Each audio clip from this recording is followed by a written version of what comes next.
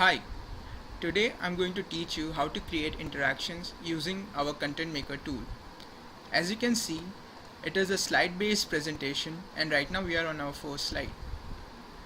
This here represents the area where all your information, whatever that you draw or write, will be shown.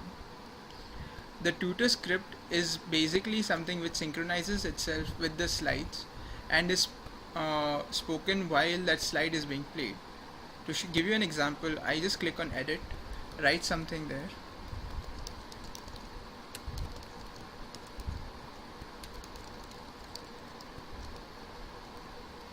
and click on done, and this will be synchronized to this particular slide.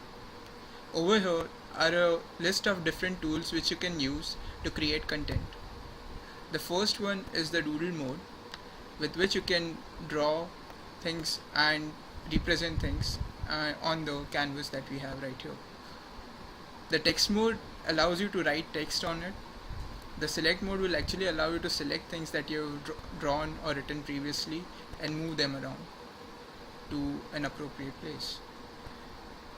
The create new slide button allows you to create a new slide. The delete current slide button will allow you to delete a slide, and we have a list of different colors which you can use while writing or drawing your content.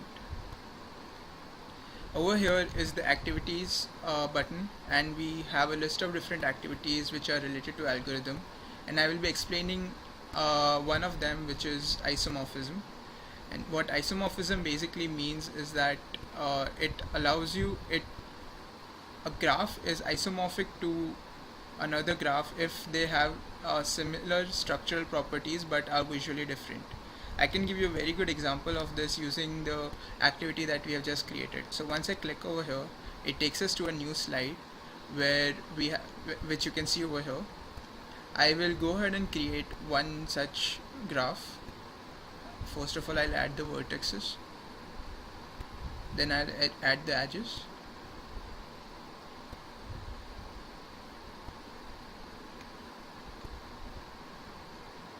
similarly I'll make another graph which is isomorphic to this particular graph over here in the column adjacent to it. I'll make its edges.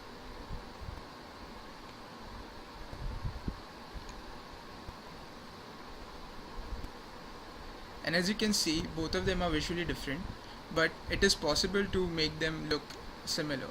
And this is where our activities really stand out.